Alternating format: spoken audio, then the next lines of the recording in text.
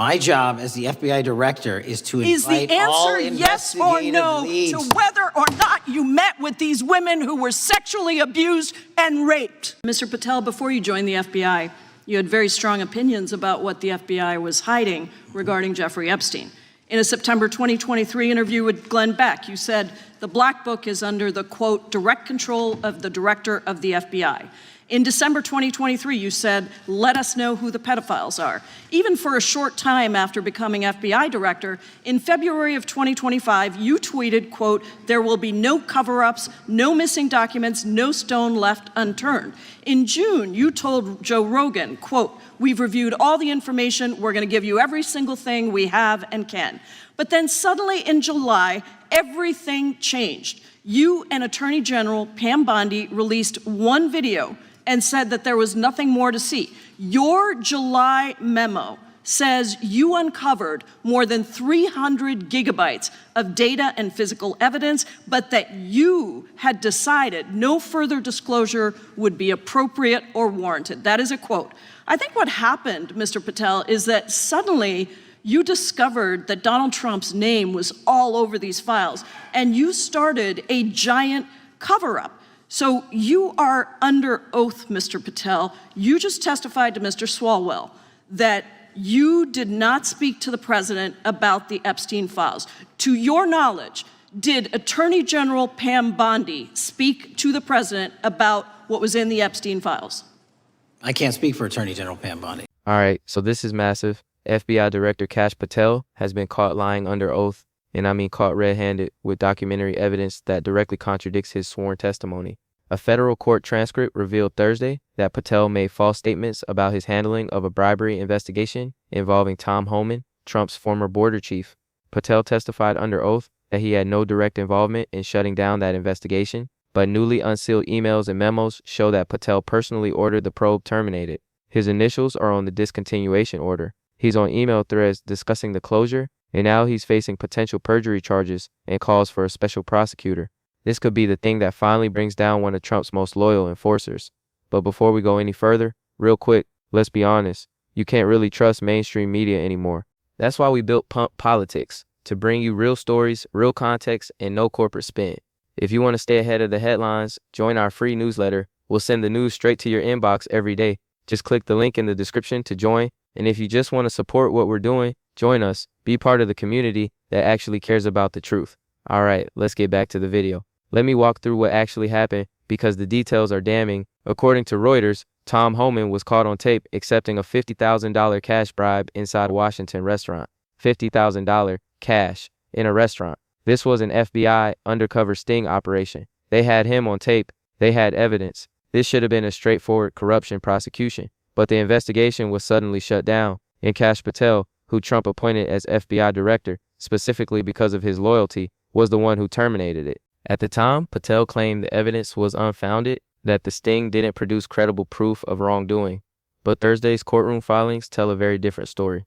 Internal memos show that Patel authorized the closure to preserve national unity. National unity? That's not a law enforcement justification, that's a political justification. Patel shut down a corruption investigation of a Trump ally, not because the evidence was weak, but because prosecuting Homan would be politically inconvenient for the administration.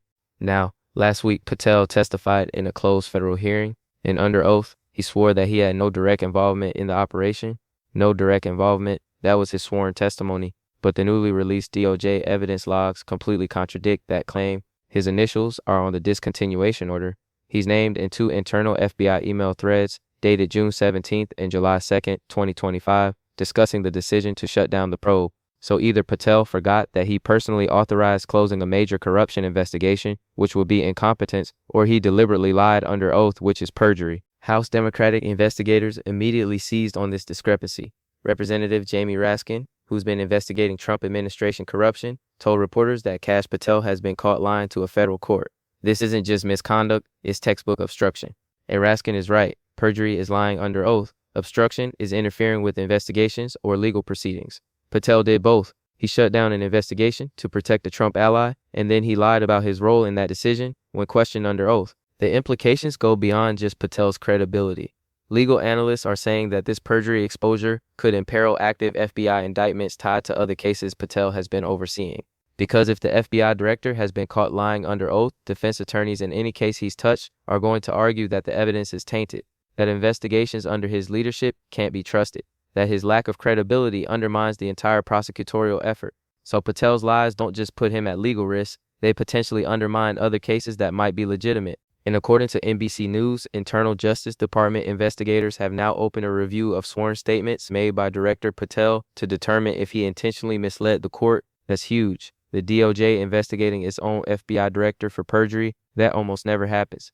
It shows how serious this is and how much evidence there must be that Patel lied, because the Justice Department doesn't open investigations into senior officials lightly, especially when those officials were appointed by the current president. The pattern here is important. This isn't the first time Patel has been accused of politicizing law enforcement. He's been criticized for slow-walking the Epstein file disclosures. He's been accused of prioritizing Trump's political interests over FBI independence. And now we have documentary proof that he shut down a corruption investigation of a Trump ally and then lied about it under oath. That's a pattern of behavior where loyalty to Trump matters more than following the law or telling the truth. Tom Homan, the person Patel protected by shutting down this investigation, was Trump's acting director of Immigration and Customs Enforcement. He's been a loyal Trump ally who implemented harsh immigration policies. And according to the sting operation, he accepted a $50,000 cash bribe. That's serious corruption. That should be prosecuted regardless of who the person is or what their political connections are. But Patel made sure it wasn't, because Homan was useful to Trump, because prosecuting him would be politically damaging. So Patel used his position as FBI director to kill the investigation. And then when questioned about it, Patel lied. He could have said, yes, I shut it down because I believed the evidence was insufficient or because I thought prosecutorial resources were better used elsewhere. Those would have been defensible positions even if people disagree with them. But he didn't say that. He said he had no direct involvement, which was a lie, a provable lie. And lying under oath is a crime. It's perjury, and perjury can result in removal from office and criminal prosecution. Lawmakers are now calling for a special prosecutor to review Patel's testimony, and they should, because if the FBI director committed perjury, that needs to be investigated by someone independent who isn't under Patel's control.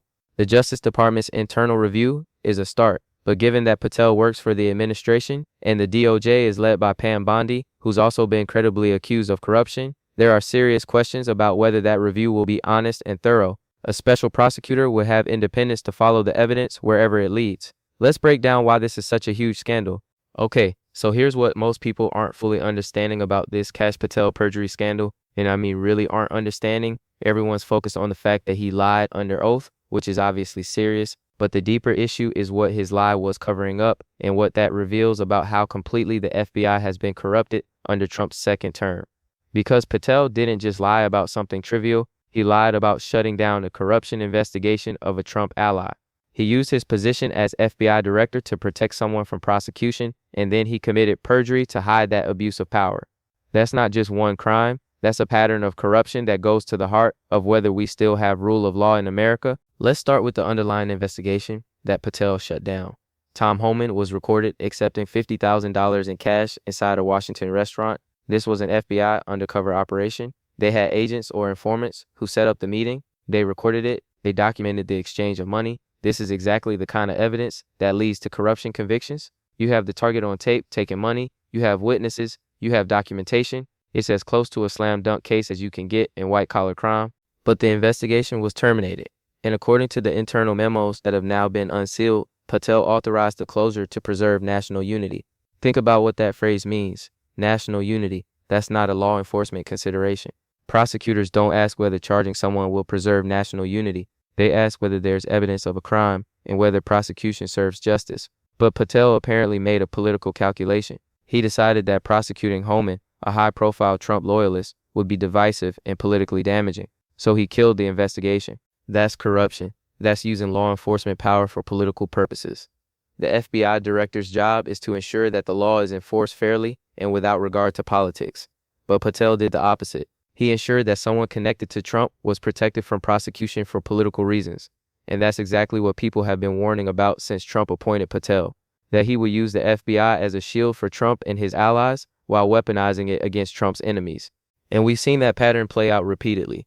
The FBI under Patel has been aggressive in pursuing cases against Trump's critics, but investigations of Trump allies have been slow-walked or shut down. The Epstein files that might contain damaging information about Trump haven't been fully released despite Pam Bondi promising they would be.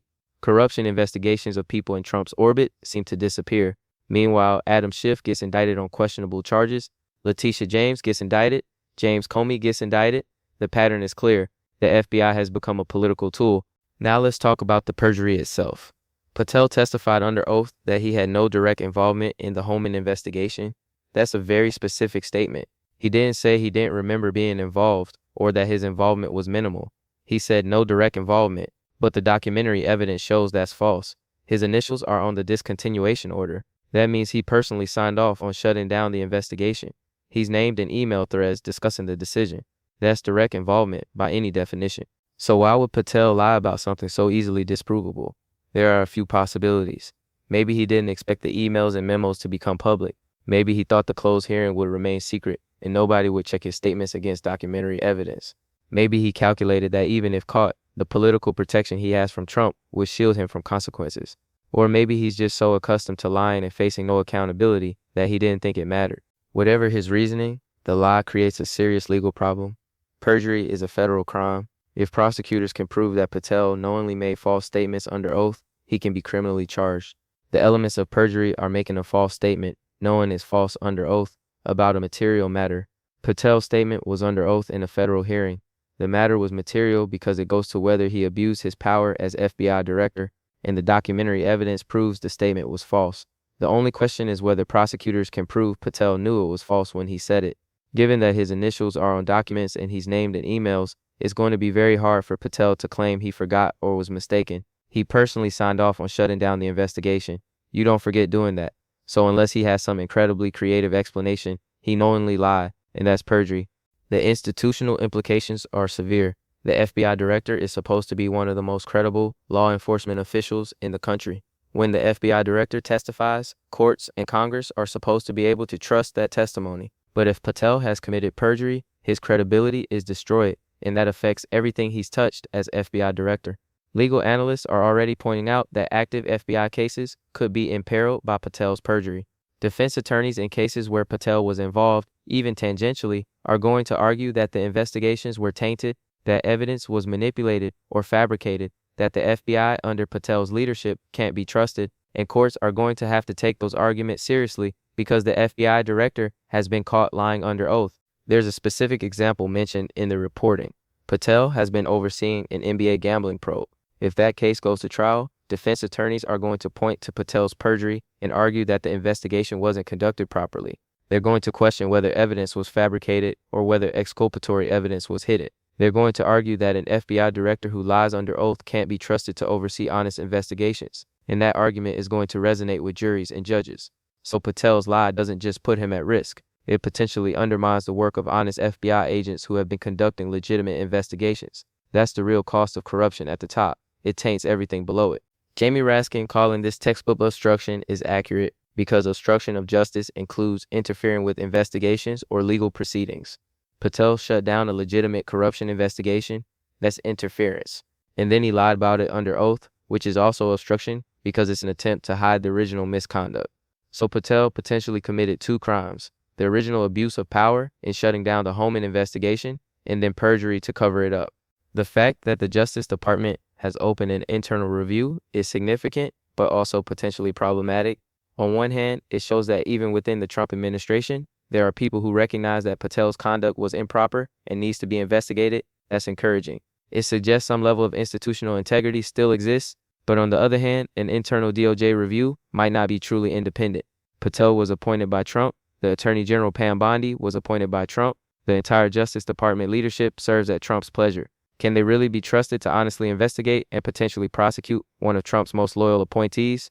That's why lawmakers are calling for a special prosecutor, someone outside the regular DOJ chain of command who can't be fired or influenced by Trump or Bondi, someone with the independence to follow the evidence wherever it leads and make charging decisions without political interference. Special prosecutors have been used in previous administrations when there were questions about whether the Justice Department could fairly investigate its own officials, and this situation clearly calls for that kind of independence, but getting a special prosecutor appointed might be difficult.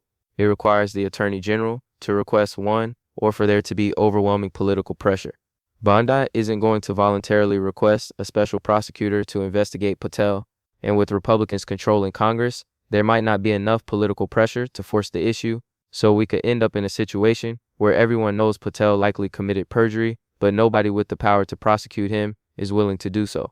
All right, let's break down what actually matters here, because this Kash Patel perjury scandal has huge implications for the FBI, the Justice Department, and the rule of law. There are 4 core points that explain why this is such a massive deal. Point number 1, this provides documentary proof that the FBI has been corrupted to protect Trump allies. We've suspected this. Critics have been saying it, but now we have evidence. Internal memos show that Patel shut down a corruption investigation of Tom Homan to preserve national unity. That's an explicit political justification for terminating a criminal investigation. That's the FBI director admitting that his decision was based on politics rather than evidence or law, and the underlying investigation was serious.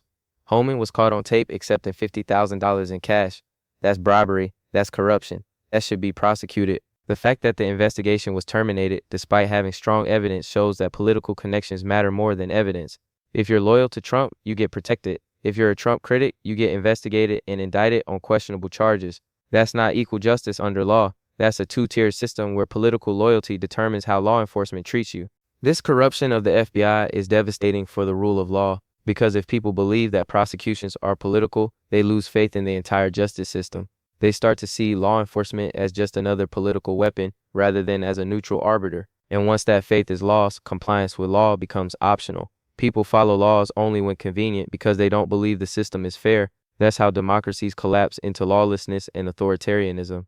Point number 2, Patel committed perjury to cover up his abuse of power, and that's a serious crime that should result in removal and prosecution. Perjury isn't a minor offense. It's a felony. It carries potential prison time.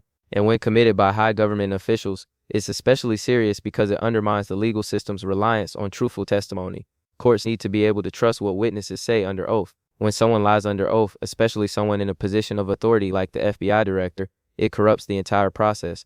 The evidence of Patel's perjury is strong. He testified that he had no direct involvement in shutting down the Homan investigation, but his initials are on the discontinuation order. He's named in email threads discussing the decision. That's direct involvement. There's no ambiguity here. He lied. And given his position and the documentary evidence, it's hard to see how prosecutors could decline to charge him if they were making decisions based solely on evidence rather than politics. But that's the question. Will anyone prosecute Patel? The Justice Department has opened an internal review, which is a start. But Bondi runs the Justice Department, and she's been just as politically compromised as Patel. She's been indicting Trump's enemies on questionable charges. She's been protecting Trump through refusing to release Epstein files and blocking investigations. Can she really be trusted to hold Patel accountable for doing exactly what she's been doing, using law enforcement for political purposes? A special prosecutor is needed, someone independent who can investigate without political interference and make charging decisions based solely on evidence. But getting a special prosecutor appointed requires either Bondi requesting one, which she won't do, or enough political pressure that she has no choice. And with Republicans controlling Congress and showing no willingness to hold Trump administration officials accountable, that pressure might not materialize. Point number 3, Patel's perjury could undermine other FBI investigations and prosecutions. This is the collateral damage from corruption at the top. When the FBI director is caught lying under oath, it calls into question everything he's touched. Defense attorneys in active cases are going to argue that investigations under Patel's leadership were compromised. That evidence might have been fabricated or manipulated. That exculpatory evidence might have been hidden. And those arguments are going to be more credible because Patel has been proven to lie under oath. The NBA gambling probe is specifically mentioned as at risk, but it's not just that case. Any prosecution where Patel had involvement, where his credibility matters, where FBI procedures are questioned, becomes harder to win. Juries might not trust evidence presented by an agency led by someone who committed perjury. Judges might be more skeptical of FBI testimony and warrant applications. The whole investigative apparatus becomes less effective. And that's tragic because there are honest FBI agents doing legitimate work. They're investigating real crimes. They're protecting public safety. But their work gets tainted by corruption at the top. When the director is crooked, it creates suspicion about everyone below him. That's why integrity in leadership is so critical. When leaders are corrupt, they don't just harm themselves. They harm the institutions they lead and the people who work in those institutions. Point number 4, this is part of a broader pattern of Trump administration officials committing crimes to protect the president and his allies. Patel isn't the only one. Bondi has been accused of facilitating illegal payments to Trump and of political prosecutions. Members of Trump's inner circle have been credibly accused of various misconduct, and the pattern is clear. Loyalty to Trump is rewarded.